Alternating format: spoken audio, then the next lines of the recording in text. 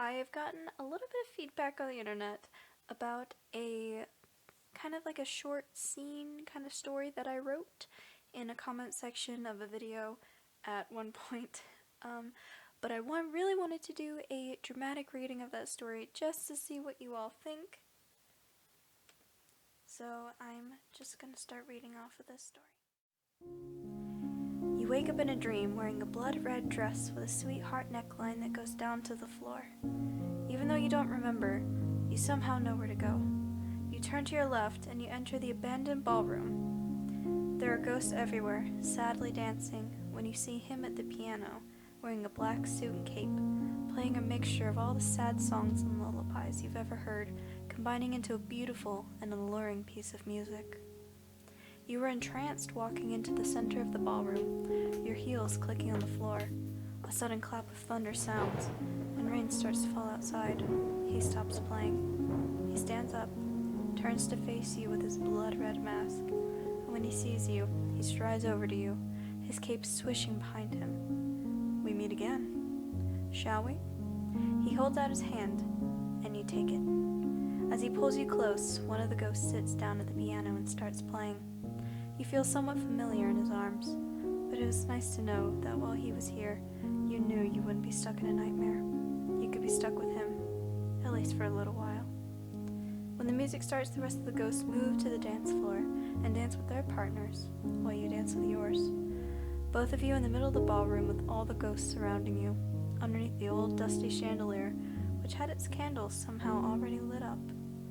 When the song ended, he led you outside onto the terrace, but it was under the part of the roof where you couldn't get wet.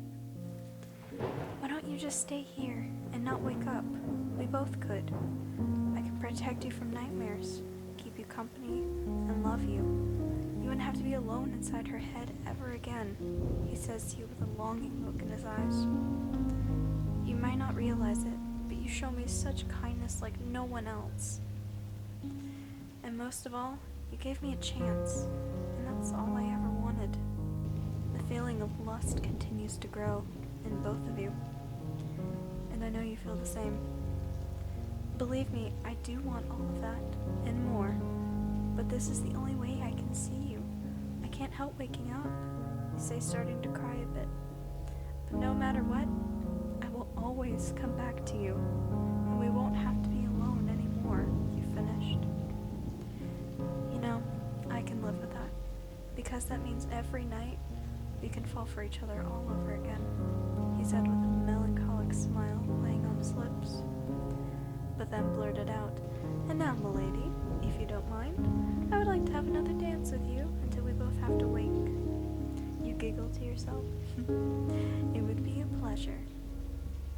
You both go back to your spot on the ballroom and dance until daylight. Both of your moves in sync with each other, and at the big crescendo at the end of the song, he surprises you by a low dip and pulls you back up to a kiss. It was a tender kiss, but the passion between the two of you was not disguised. It was a good thing he was holding her back, because you literally became weak at the knees. But it ended when he started to glitch and fade away, and soon you did too. You could feel yourself being sucked back into Cassie's mind, the imprisonment already starting to set in, but you couldn't wait for Cassie to fall asleep again. So, that was the little short story scene that I wrote, and I hope you all enjoyed this little dramatic reading. I gotta split. Bye!